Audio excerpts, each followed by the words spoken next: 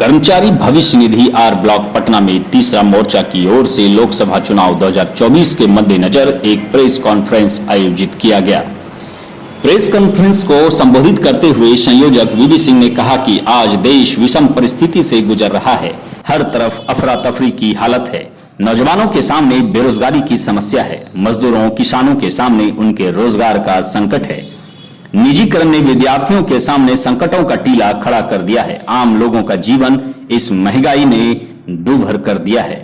चाहे शिक्षा की बात हो, स्वास्थ्य की बात हो, मूलभूत सुविधाओं की बात हो, हर आदमी करा रहा है। इस व्यवस्था ने देश को आम और खास के दो पार्टों में बांट दिया है और रही सही कसर इसी व्यवस्था के कारण उत्पन्न सांप्रदायिक और जातीय नफरतों ने पूरा कर दिया है। सत्ता पक्ष और विपक्ष अपनी अपनी डफली और अपना अपना राग बजाने में व्यस्त हैं। सत्ता पक्ष गैर लोकतांत्रिक तरीका अपनाकर लोकतंत्र को समाप्त करना चाहता है। वह सीबीआई, आईबी, एनआईए जैसी तमाम संस्थाओं का दुरुपयोग कर प्रतिरोध की आवाज को दबाना चाहते हैं।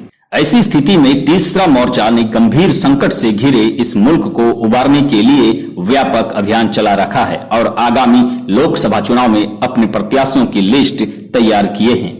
हम मुस्तैदी से चुनाव का सामना करेंगे और देश के सामने एक मजबूत विकल्प पेश करेंगे। हर हाल में लोकतांत्रिक मूल्यों की रक्षा भी करेंगे।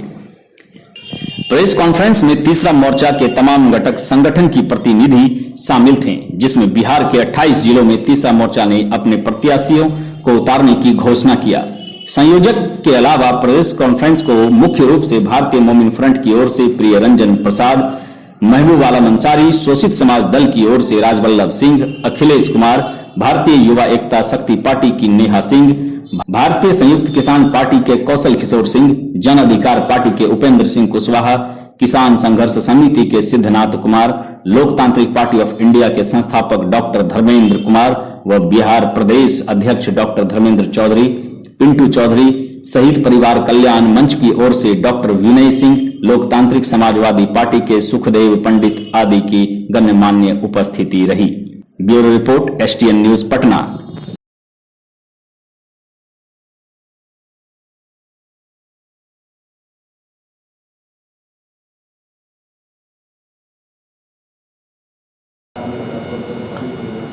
राजनीतिक तीसरा मोर्चा में 10 दलों का एक गठबंधन है।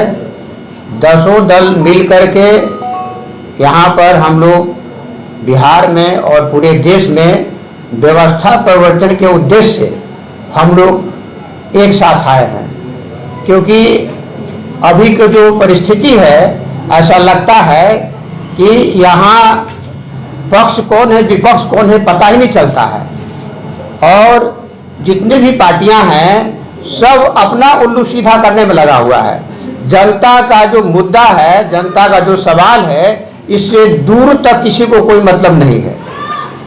आज देखिए देश में बेरोजगारी का मुद्दा है, महंगाई का मुद्दा है, बिहार से वर्षों से पलायन हो रहा है, वो रुक नहीं रहा है।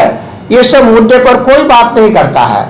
लोग बात करता है, धर्म की बात करता है, जात पात की बात करता है। तो क्या धर्म और जात पात की बात करने से हमारा विकास हो जाएगा? आज आजादी के 75 साल होने के बाद भी हमारा संविधान में वर्णित जो समान शिक्षा का अधिकार है वो आज तक लोग नहीं दिया है, इसकी बात तक नहीं करता है।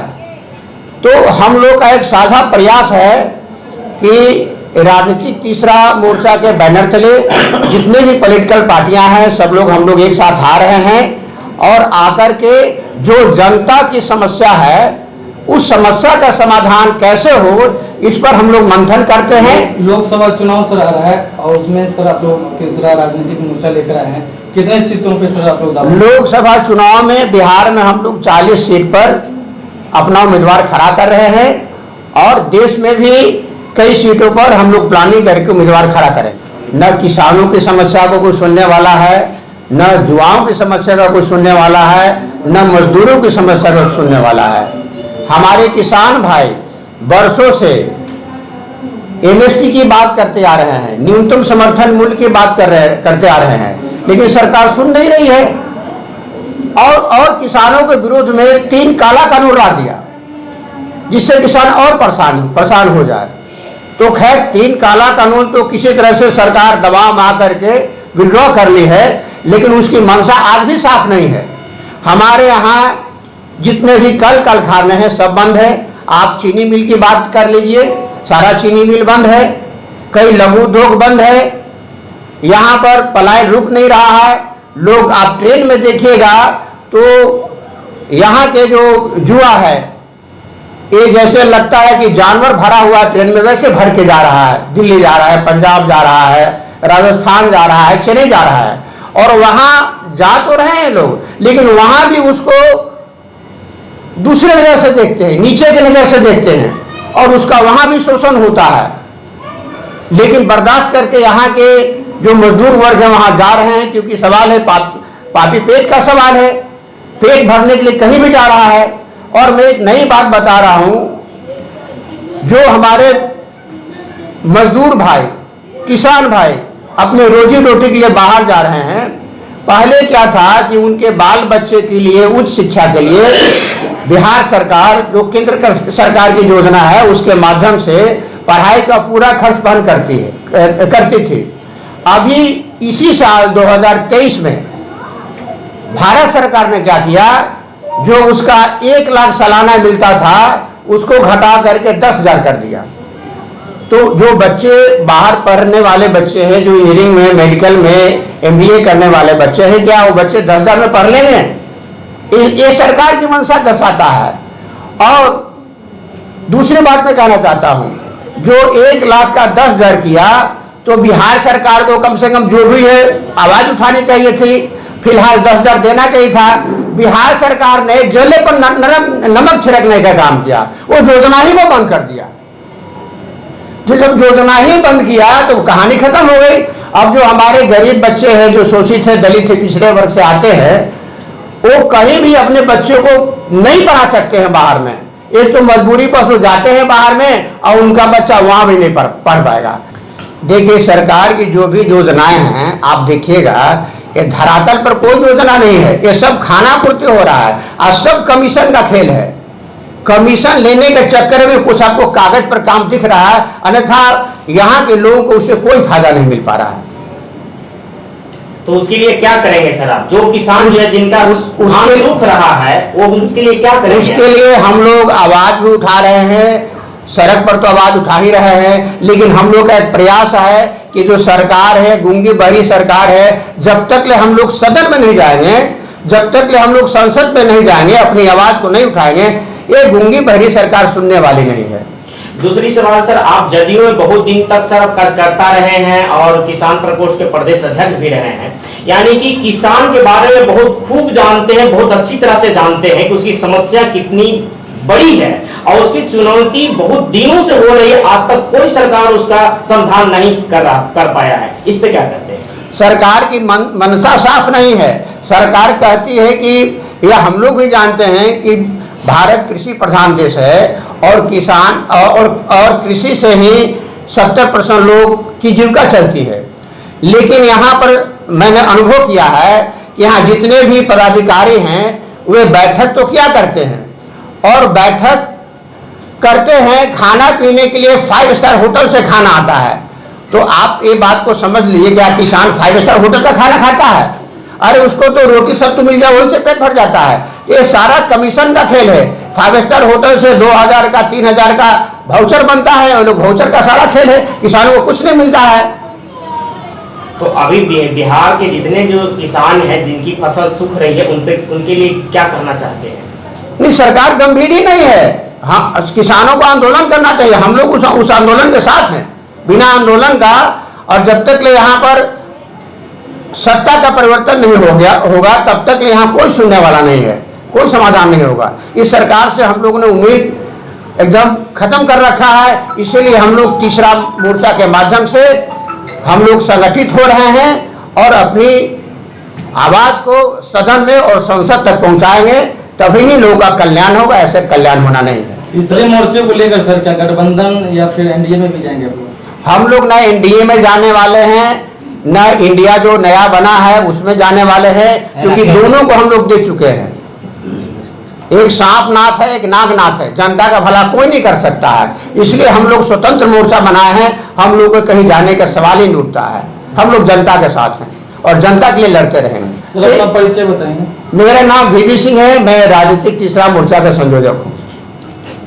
आज जैसा कि आप लोग देख रहे हैं कि लगभग 8 से 10 दलों का एक हम लोग राजनीतिक तीसरा मोर्चा बनाए हैं, और कहीं न कहीं इस मोर्चा बनाने के पीछे बहुत सारी कारण है। क्योंकि आजकल जहाँ तक हमारे हिंदुस्तान में देखा जा रहा है, या तो वो कोई भी जनता रहती है या तो एनडीए को चुने या फिर इंडिया या महागठबंधन को चुने, और ये दोनों कहीं न कहीं एक दूसरे से मिले जुले हैं। एक बार वो कहते हैं एक बार तुम राज कर लो, एक बार मैं राज कर लेता हूँ। कहीं ये सब दूसरे नहीं हैं। जैसे कि आज देख लीजिए, एक कहानी कहते हैं आरएसएस वालों के लिए। आरएसएस वाले के लिए कहा जाता कि बीजेपी क्या है, क्या बीजेपी कब आई? ये 90 के बाद आई। उसके पहले आरएसएस कहाँ से फल फूल रहा था? कहीं न कहीं कांग्रेस से फल फूल रहा था।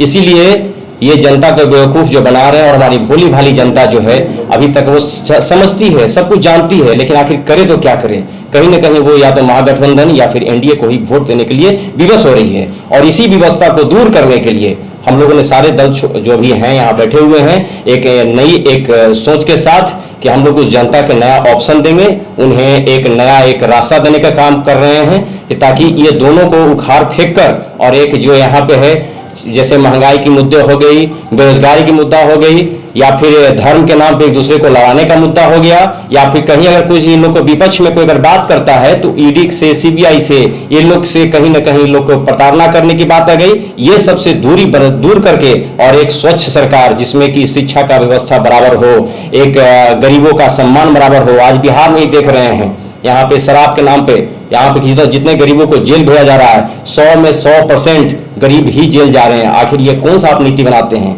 तो कहीं ना कहीं उनको पढ़ने लिखने से दूर किया जाता है। उनकी कहीं ना कहीं कोई एक मेंबर जो हैं, जो मेन सदस्य हैं, उनको शराब के जरिए कहीं ना कहीं अंदर भेजो और शिक्षा से लोगों को दूर करो, ताकि कभी लोग आवाज नहीं उठाए। इसलिए हम लोग राजनीतिक तीसरा मोर्चा के सहारे ऐसे ऐसे गरीबों के लिए कदम से कदम मिलाकर चलेंगे और उन्हें हक देने का काम करेंगे, और हम लोग यही मेन कारण है। आपका क्या परिचय है?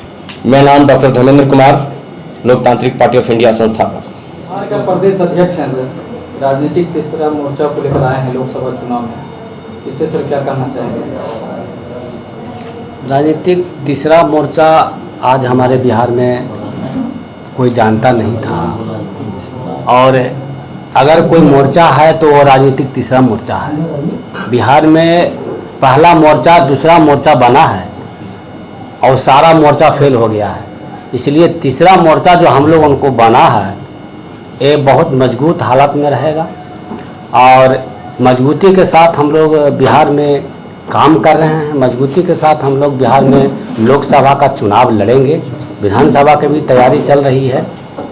और हमारे लोकतांत्रिक पार्टी ऑफ इंडिया के संस्थापक महोदय डॉक्टर धर्मेंद्र कुमार ने जो भी कहा वो बिल्कुल सत्य ही कहा है, और उनकी बातों को लेकर के ही हम लोगों पूरे बिहार में काम कर रहे हैं और हमेशा काम करते रहेंगे।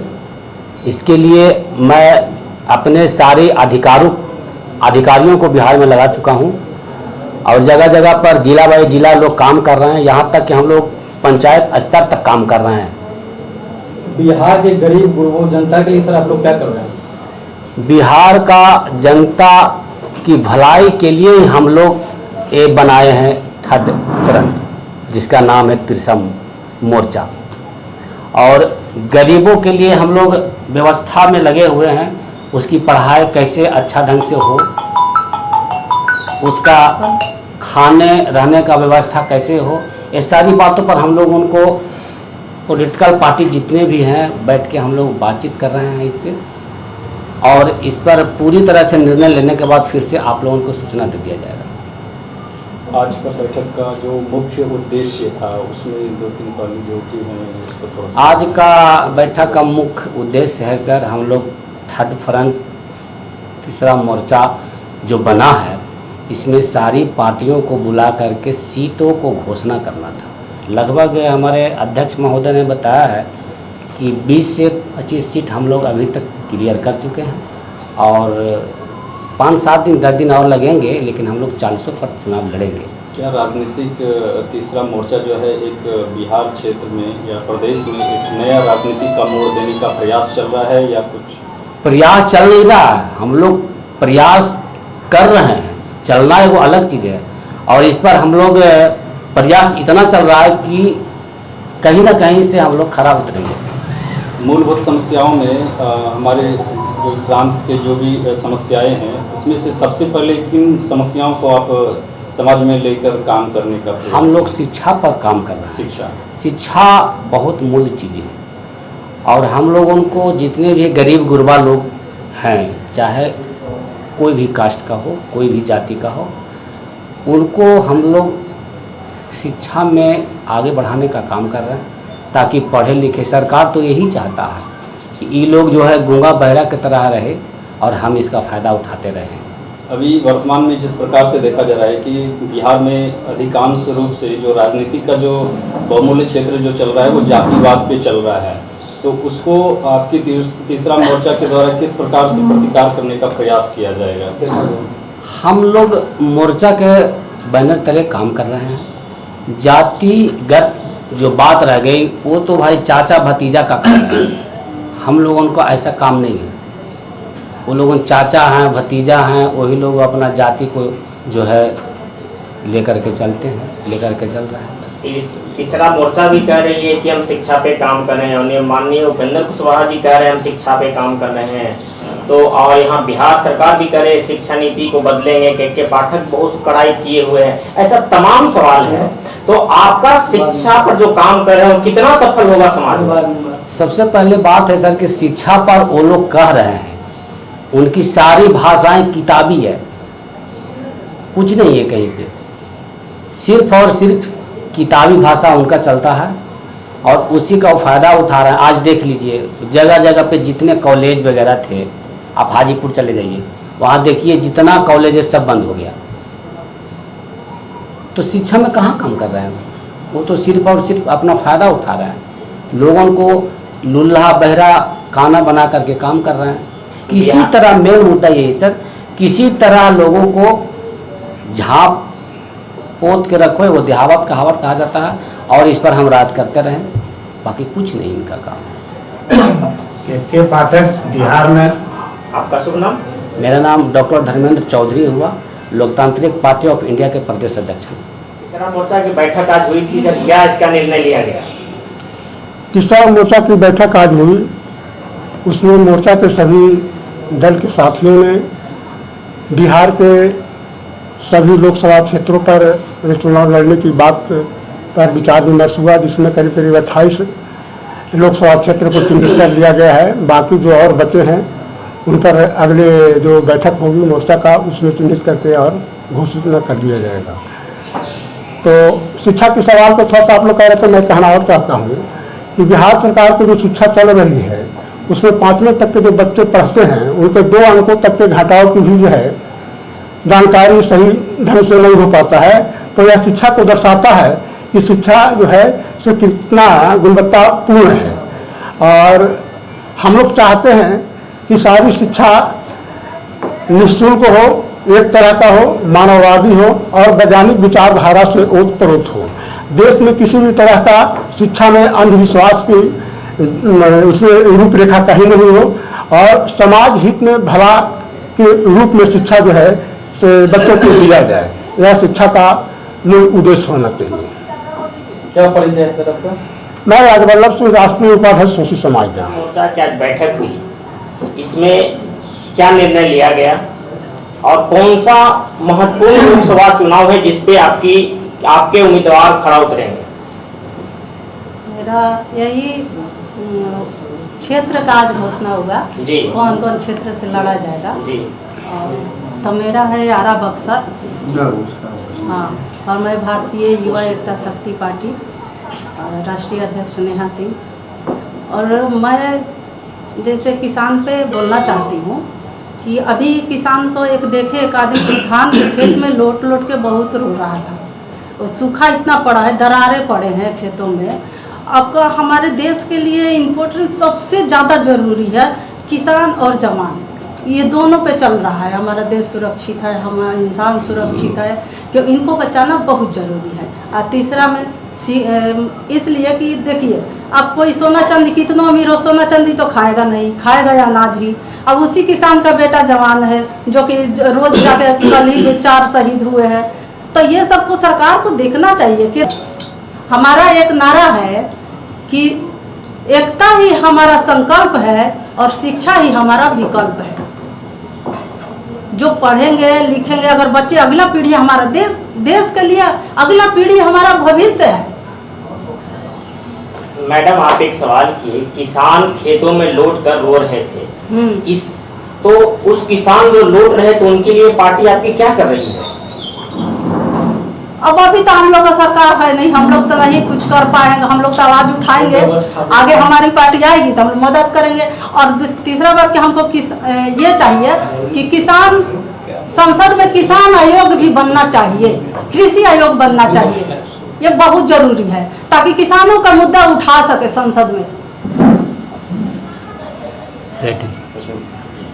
समाज में एक मुद्दा है जो कि काफ़ी चल रहा है, और वो जैसे रिजर्वेशन की, तो रिजर्वेशन की जो समस्या है, बहुत लोग इस चीज़ों से आहत भी हैं कि रिजर्वेशन गरीबी स्तर पे मिलनी चाहिए, लेकिन अनुसूचित जाति और जनजाति को ही नहीं, मतलब ऐसा कहा जाए कि जो गरीब तबके के लोग हैं उसे रिजर्वेशन मिलना चाहिए। तो इस विषय पे आप क्या कहना चाहेंगे? क्या ये कथन सही है या इस पे काम होना चाहिए? सर्वप्रथम मैं आप तमाम लोगों को बधाई देना चाहता हूं कि राजनीतिक तीसरा मोर्चा के बैठक में हम सब लोग उपस्थित हैं। सवाल जो है कि गरीब लोगों का आरक्षण, तो हम लोगों का तो मांग है कि इस मुल्क का जो निज़ाम है, जो व्यवस्था है, इसको बदलना चाहिए। जिस निज़ाम में गरीब, कमज़ोर, असहाय लोगों को कोई इंसाफ नहीं मिल रहा है, वैसा निज़ाम हो जो गरीब से गरीब लोगों को भी भारतीयता का ये उसको लगे कि हम भी इस देश का नागरिक हैं। दूसरा नंबर है कि हम लोग चाहते हैं कि भागीदारी मिले।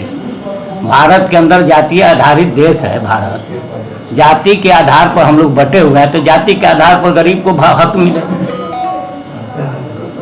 गरीबी के आधार पर, जाति के आधार पर मिलना चाहिए। ये तो समस्या का समाधान नहीं हुआ, ये तो ऑलरेडी पहले से चला आ रहा है। नहीं चला रहा है, लेकिन जाति के आधार पे तो चला आ रहा है, अनुसूचित जाति और जनजाति का आधार पे। समझिएगा मेरी बात। हमारा कहना यह है कि क्या ये जातिवाद को और बढ़ावा दिया जा रहा है? अगर गरीबी रेखा पे अगर रिजर्वेशन अगर लागू कर दिया जाए तो इस पर आपके तीसरा मोर्चा का क्या कार्रवाई होगा, किस प्रकार काम करेगा? तीसरा मोर्चा तो भागीदारी तय करेगा कि जिसकी जितना संख्या भारी उसकी उतनी भागीदारी। इसलिए कि आज तक भागीदारी तय नहीं हुआ है। कुछ चालाक लोग हैं तो ज्यादा ले लिए हैं, जो कमजोर लोग हैं वो पीछे रह गए हैं। यानी साफ तौर पर आप कहना चाहते हैं कि जो जाति जनगणना है वो सही है, वो होना चाहिए। तो इस तरह से बोलिए, साफ तौर पर बोलिए कि जो जाति जनगणना बिहार में, जातीय जनगणना भी सही है, जातीय आधारित भागीदारी भी मिलना सही है। तो इस आधार पे तो धार्मिक राजनीति भी फिर संभव हो। धार्मिक राजनीति तो बीजेपी के लोग कर रहे हैं, राजद जदयू के लोग कर रहे हैं। जाति को जैसे आपने इस तरह से कथन को जो सामने लाया कि जाति पर जो है रिजर्वेशन को ज़्यादा बढ़ावा मिलना चाहिए, गरीबी रेखा पे नहीं मिलना चाहिए, इससे तो यह अनुशंसा लगाया जा सकता है कि जो है जाति पे ज़्यादा वर्कआउट होनी चाहिए राजनीतिक क्षेत्र में, जाति का धार्मिक क्षेत्र को। ठीक है, आपका बात सही है, लेकिन जाति का राजनीति तो भारतीय जनता पार्टी की जो सरकार है वो कर रही है। बिहार और जो गठबंधन बना है इंडिया, ये जाति की राजनीति कर रही। हम लोग तो जातीय आधारित गरीबों की भागीदारी की बात करते हैं, जो आज तक नहीं मिला। इसमें कहाँ नफरत की बात है? चलिए, डॉक्टर महबूब आलम अंसारी, राष्ट्रीय अध्यक्ष भारतीय मुंह। आरक्षण हमारे बाबा भीमराव अम्बेडकर साहब ने भी कहा था कि आरक्षण जो होता है दबे कुचलों के लिए होता है, ताकि जो समाज में के अंतिम पंक्ति के लोग हैं वो मुख्य धारा में आ सके। लेकिन आज जो आरक्षण है, आप लोग को लगता है गरीबों को आरक्षण मिल रहा है, मैं कहता हूं कि स्वर्णों का आरक्षण मिल रहा है। आज जो है कहीं भी मंदिर बनता है, आप चले जाइए अयोध्या में, अयोध्या के लिए लड़ा कौन? हर कोई लड़ा, गरीब तबका लड़ा। लेकिन आज वहां पे ट्रस्ट में 15 मेंबर हैं, 15 में 14 मेंबर हैं जो कि फॉरवर्ड क्लास के ब्राह्मण जाति से बिलोंग करते हैं। तो कौन आरक्षण कौन ले रहा है? आज यहाँ नाला नाली जो टंकी पैखाना का टंकी साफ कर रहा है उसको साफ हमारे एक डोम भाई कर रहे हैं, तो क्या वो उनका आरक्षण है? क्यों आजकल बताया आप हमें कि यहाँ ब्राह्मण कोई किसी को टंकी नाला साफ करते देखे हैं, तो क्यों आखिर ये नहीं है? अगर आरक्षण खत्म करना होगा तो सबसे पहले फॉर्म पे जो लिखाता है हिंदू मुस्लिम ये लिखा है, ये क्यों लिखा था उसमें जाति? अगर आज कॉलम हटा दिया जाए फॉर्म में कि आप कुर्मी हैं, कोयरी हैं, यादव हैं, दलित हैं, पासी हैं, दुसाध हैं, अगर यह कॉलम हटा दिया जाए तो आरक्षण अपने आप खत्म हो जाएगा। लेकिन क्या इसे स्वर्ण लोग बर्दाश्त करेंगे? वो कभी बर्दाश्त नहीं करेंगे। वो लोग खुद ही चाहते हैं कि आरक्षण रहे ताकि हम अपना मलाई को लूट सकें। समाज में जिस तरह से भ्रष्टाचार फैल रहा है, इसकी रोकथाम को लेके एक सुनिश्चित चीज़ों का जो आकलन जो किया जाना चाहिए सरकारों के द्वारा, वो किस प्रकार से होना चाहिए, किस दिशा में होना चाहिए? ये राजनीतिक तीसरा मोर्चा का संकल्प है और पूरे बिहार में हम लोग विधानसभा और जो लोकसभा लड़े, भय भ्रष्टाचार मेरा मुख्य मुद्दा रहेगा। आज ब्लॉक से लेकर जिला तक हमारे जो समस्या है पूरे बिहार में, ये भयंकर घूसखोरी है और हमारे राजनीतिक तीसरा मोर्चा इसका पहला संकल्प है, इसको पूरे बिहार से भय भ्रष्टाचार मुक्त हमारा राजनीतिक तीसरा मोर्चा देने का संकल्प है। दोनों मोर्चा फेल हो गए, चाहे एनडीए हो, चाहे इंडिया हो, चाहे जितनी भी, चाहे मोदी सरकार का नेतृत्व वाली पार्टी ये हो, संगठन हो, या आपको कांग्रेस या उनके जो सहयोगी पार्टी वाले लोग हों, सब लोगों में जनता को सिर्फ लूटने का काम किया है। क्या है कि ईडाल से उड़ाल जनता बेचारा गरीब है, असहाय है, अनपढ़ है, शिक्षा के अभाव है, इसके मतलब क्या है कि उसका हम लोग खिलवाड़ करेंगे, शासन प्रशासन में बैठ के उसका दुरुपयोग करेंगे, उसका क्या है, उसको न्याय नहीं देंगे, न्याय प्रणाली से मारा गई है, वो बेचारा जनता इनोसेंट है, वो बेचारा असहाय है। इसलिए कभी 15 साल आप ही डाक पे चला रहे हैं, वही आदमी खुद को उधर चला रहा है, क्या है ना? मतलब आप जब चाहिए तब पलट लीजिए, इधर से उधर। युवा राजनीति के बारे में क्या कहना चाहिए? युवा राजनीति नहीं, हमारा तीसरा मोर्चा जो नीति तय करेगा, जो भी सर्वसम्मति से नीति तय करेगा, उसका हम लोग समर्थन करेंगे, पालन करेंगे। हम ये दोनों दल के हम ही रहेंगे, दोनों मोर्चा के विरोध में रहेंगे। हमारी युवा राजनीति के बारे में क्या आपका विचार है? हमारी पार्टी स्पष्ट कर दिया, हमारी पार्टी 30 प्रदेशों में संरक्षण रही है, देश के 30 प्रदेश में, अम्बेडकर नेशनल कांग्रेस, जिसका नेतृत्व हम कर रहे हैं। और हमारा यह है कि घोषणा कर चुका है कि 150 सीट पर देश भर बनाएगा। बिहार में हमको जय सीट मोर्चा कहेगा, बिहार मोर्चा के साथ है। मैं युवा राजनीति की बात कर रहा हूं। युवा राजनीति में क्या है? युवा राजनीति, युवा को आना चाहिए आगे, युवा राजनीति को आगे प्रोत्साहन मिलना चाहिए। युवा ही अब देश का कमान संभाल पाएंगे, युवा ही का भविष्य होता है, देश का भविष्य युवा के हाथ में होगा तो जल्दी होगा और आगे जल्दी हम लोग प्रगति की ओर बढ़ेंगे। मेरा हसन फैजी हाशमी, अधिवक्ता, राष्ट्रीय अध्यक्ष, अम्बेडकर नेशनल कांग्रेस। राजनीतिक तीसरा मोर्चा के बैनर तले हम लोग 11-12 पार्टियां हम लोग एक जगह संगठित हुए हैं। आज तक जितनी भी सरकार हुई है, चाहे केंद्र सरकार में एनडीए का हो या अब इंडिया का होगा, दोनों है जो सत्ता में रहा है, चाहे किसी की सरकार हो, सब आज तक सत्ता के भागीदारी में रहा है। लेकिन हमारी तीसरी मोर्चा यह जो है वो किसान, मजदूर, छात्र, नौजवान के लिए तैयार हो रहा है। और यह है जो तीसरा मोर्चा, जब तक किसान, मजदूर, छात्र की सरकार नहीं बनेगी तब तक हम लोग चैन से नहीं बैठने वाले हैं। चाहे जो भी हो, हम लोग किसान जो कि मुद्दे पर लड़ रहे हैं और जो भी सरकार आती है वह किसान विरोधी नीति अपनाता है। तो जिस प्रकार से देखा जा रहा है कि आपके तीसरा राजनीतिक मोर्चा में जो है समाज में एक जो है उभर के आई है, और दूसरी तरफ देखा जा रहा है कि प्रशांत किशोर की जो है जन स्वराज अभियान भी जो है जोरों शोरों से पे है। तो इसको किस प्रकार से टक्कर देने का प्रयास करेंगे, क्योंकि आपका भी वजूद वही है और उद्देश्य वही है और उनका भी मतलब उद्देश्य वही लेके चल रहे हैं, इसको लेके क्या आप कहना चाहेंगे? देखिए, भारत जब आज़ाद हुआ तो भारत के सभी वर्ग के लोग SC, ST, OBC, MBC और मिनोरिटी सब मिल करके आज़ाद किया। आज़ादी के बाद सत्ता तो भाई मिली, लेकिन वैकल्पिक आज़ादी नहीं मिली। तो आज जो भी देख रहे हैं, जब बाबा साहब अम्बेडकर साहब ने जब संविधान बनाया तो 4 तंत्र देश चलाने के लिए बनाया। चारों तंत्र पर आज ऊंची जाति का कब्जा है, सामान्य जाति का कब्जा है। 90% लोग आज हर चीज से वंचित हैं, या शिक्षा हो, रोजगार हो, स्वास्थ्य हो, जितने भी तरह का जो चीज है सबसे वंचित है। तो आज मैं BB सिंह का मैं धन्यवाद व्यक्त करना चाहता हूं, देना चाहता हूं कि इन सब देखते हुए आज़ादी के जो आज 71 वर्ष तक कितना जुल्म सह करके देश के 90% आज़ादी के बाद 90% लोग जो है से माने रह रहे हैं, गरीबी से जूझ रहे हैं, बेरोजगारी से जूझ रहे हैं, स्वास्थ्य से जूझ रहे हैं, शिक्षा से जूझ रहे हैं। तो इन्होंने एक नया विकल्प खोज करके इस भारत में लाया है। लोकसभा चुनाव लड़ने का संकल्प लिया है कि 90% तीसरा मोर्चा के माध्यम से 90% लोगों को हक हुकूक दिलाने का काम करेंगे। मेरा नाम अखिलेश कुमार, शोषित समाज दल का राष्ट्रीय समिति सदस्य के नाम लिए। तो विकास पुरुष नीतीश कुमार माननीय मुख्यमंत्री जी के नाम कैसे पड़ा अगर विकास नहीं हुआ है? विकास पुरुष सिर्फ लालू यादव की खड़ा करके शासन करते हैं, कहते हैं कि अगर हम हटेंगे तो लालू जी चलाएंगे। वास्तविक में भ्रष्टाचार चरम पर है। आज कोई ब्लॉक नहीं है जहाँ की बिना कमीशन काम हो रहा है। एकदम चैलेंज करते हैं इसके लिए। जो चुनाव आयोग ने अभी चुनाव आयोग ने जो इतना चुनाव को महंगी कर दिया है कि कमजोर आर्थिक से कमजोर व्यक्ति अपना प्रतिनिधित्व जनता का नहीं दे सकते हैं। इसलिए सबकी चुनाव पारदर्शी प्रणाली हो और वो बैलेट पेपर के जरिए हो, न कि EVM मशीन को खारिज किया जाए। क्योंकि EVM मशीन के जरिए होता है वह अप्रत्यक्ष चोरी हो रहा है। तो वो अप्रत्यक्ष चोरी को रोकने के लिए हमको EVM मशीन को खारिज करते हुए और बैलेट पेपर के माध्यम से यह चुनाव कराया जाए।